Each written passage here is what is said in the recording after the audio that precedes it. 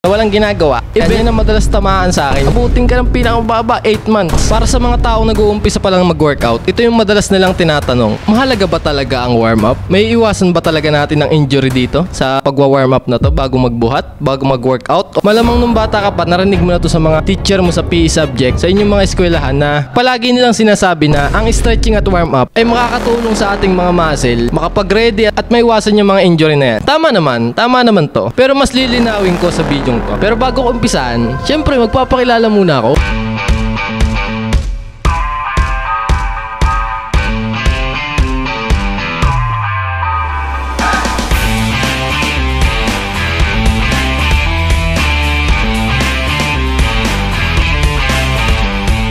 Napipigilan ba talaga ng warm-up ang mga pinsala na pwedeng mangyari sa mga katawan natin? Mahalaga ba talaga ang warm-up bago magbuhat? So kung gusto mong malaman, ito ang kwento ko sa'yo. Way back 2020, pandemic, lockdown, dito sa may gym namin sa garahe, dyan ako nag-gym lagi dati. Meron ako dyan total of 80 pounds. Dati ako, wala akong pakialam sa warm-up na yan. Kasi palagi akong excited mag-workout eh. Gusto ko mag-workout araw-araw eh. Wala akong pakialam sa warm-up na yan. Yung nakikita mong upuan na yan, yung flat na yan, yung flat bench na yan, gagawin ko agad dyan. Bench press agad, flat bench press para sa ating mga chest, para lumaki ang chest natin. Yan ang palagi kong ginagawa. So ang tendency, yung wrist ko, ganon. Pag pinush ko siya upward, lumagutok na malakas nung binala ko lahat yung 80 pounds plates. Hindi ko paramdam siya nung nagwo-workout ako eh. Pero nung pinabukasan, ang sakit niya. Tipong kahit baso ang bigat, ang sakit. At hindi ko na siya gano'ng ma-straight, di na normal yung aking wrist. Ultimo ang push-up na maning-mani sa akin, basic na basic sa akin ang mga push-ups na yan. Pag nagpo-push up ako nun, pinakaunang gawa ko pala ng push-up,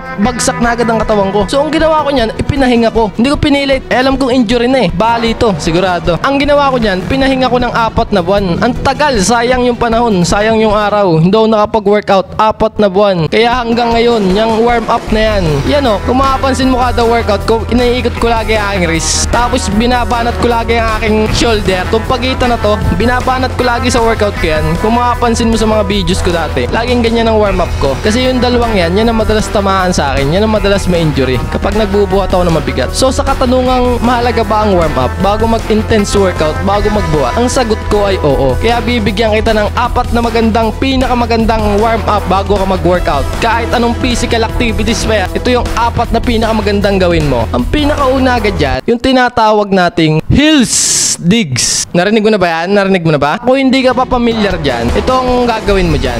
Ang heels digs, maganda yan. Ito ang gagawin mo dyan. Tayo ka lang na straight. Straight na tayo. Tapos, hakbang ang unang paa. Hakbang mo yung unang paa. Dapat yung sakong yung sakong. Imagine mo, yung paa. Yung sakong dapat ang unang lalapat sa sahig. Yan tinatawag na heels digs. At dapat yung ating mga toes naka-point sa upward nakaturo sa taas. At yung isang legs mo na walang ginagawa, i-bend mo yan. Tapos sabayan mo ng taas ng 2 kamay para mabalance mo lang ang sarili mo. Itaas mo ang iyong mga kamay, yung 2 kamay, para hindi ka ma-outbalance. Alternate lang yan, 30 repetitions yan. Alternate, alright? Okay, next. Pangalawa natin gagawin dyan, pinakamagandang warm up, pinaka-effective, ang tinatawag kong shoulder roll.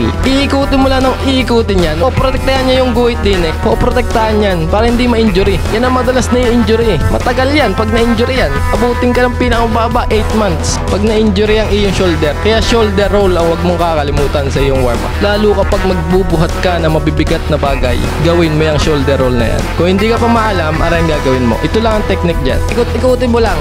Diyan may stretch yung ating mga muscle eh. Saka yung buong braso natin, may stretch dyan eh. Yung mga buong muscle sa ating braso. Ang gagawin mo lang dyan, 2 sets. Kaliwa at kanan, 5 repetition. 2 sets lang yan. Alright? Okay, next. Pangatlo, ang pinakamaganda. Bago ang anumang physical activities na gagawin ay ang wrist rolls. Kung tawagin ko, wrist rolls. Yan.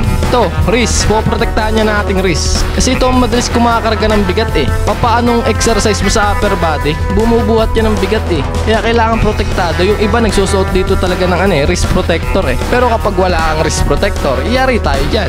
Kaya kailangan natin maging maingat. Delikado ang wrist, yan ang madalas na i-injury. Maniwala ka sa akin, yan ang madalas na i-injury. Technique lang sa wrist rolls, kumuha ka lang ng dumbbell. Magaan dapat yung pambabaeng dumbbells lang. 1 LB lang gagamitin mo, sikot-ikutin mo lang, ganyan-ganyan lang. Pabalik naman. 20 repetition kaliwa, 20 repetition kanan.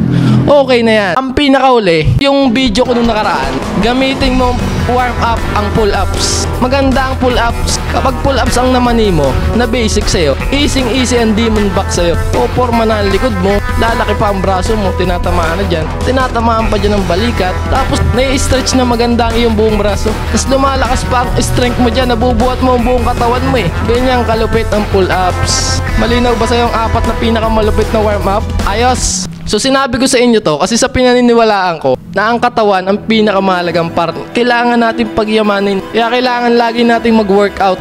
Magpaganda ng pangatawan, pagyamanin ng pangatawan. Pero ang mahirap dyan pag na-injury ka dahil sa hindi ka nag-warm up. Buenas ka pa pag iris lang ang na-injury sa'yo. Buenas ka pa. Pero paano pag spine na nadali sa'yo? Spinal cord na nadali. Wala na. Out ka na sa mundo ng fitness. Yun ang pinakamasakit worst case scenario na pwedeng mangyari sa mga addict sa gym, sa mga addict sa workout. Bago tayo mag-workout, warm up muna tayo. Mag-set tayo ng kahit 30 minutes. 30 minutes warm up bago tayo mag-intense workout. Mag-warm up ka muna para hindi mabigla ang katawan mo. Katawan mo na nga lang lagi mong kasama. So kung ikaw yung taong hindi nagwa-warm up, napanood mo ang bidyong to, kung nandiyan ka pa hanggang ngayon, malupit-lupit ang pagtitimpi mo, comment ka naman na umabot ka hanggang dito sa puntong to. Bibirang tao umaabot sa ganito. Kasi mga attention ng tao sobrang iikli na eh. Ang mga pinapanood na lang nila yung mga may ikling video eh. Kaya hangang-hanga ako sa'yo. Proud na proud ako sa'yo at umabot ka ganito katagal sa aking video. Maraming salamat sa'yo. Kaya palagi tayong mag-warm up. At imaginein mo at pagkatapos mo mag-warm up, may nakaredy kang kape. Tapos workout ng masarap sa gym. Ganong kasarap ang pag-gym. Ganong kasarap ang pag-workout. Ang pag-gym para lang nasa bahay. Feel at home ka lang eh. Tapos imaginein mo ngayon, nagkakape ka, higop ng kape kada tapos ng set. Tapos may sound trip na malulupit. Kaya sobrang hinahangaan ko yung mga tao sila. May oras pa rin sila para sa kanilang mga health. Saludo ako sa mga ganyan tao. At kung nagustuhan mo ang bidyong to, iwanan mo ako ng like. I-share mo na rin ang bidyong to. At sa lahat na mag-share, magpaparapol tayo. Mananalo ng 200 pesos ang mabubunot ko sa raffle. Sa lahat ng mga nag-share, i-share mo ang bidyong to. Matik, kasali ka na. At ako pumuli, si Darcel Robles na mag-iiwan sa inyo ng katagang magbuhat lang ng tama para ang katawan natin ay gumanda. Ciao, bye!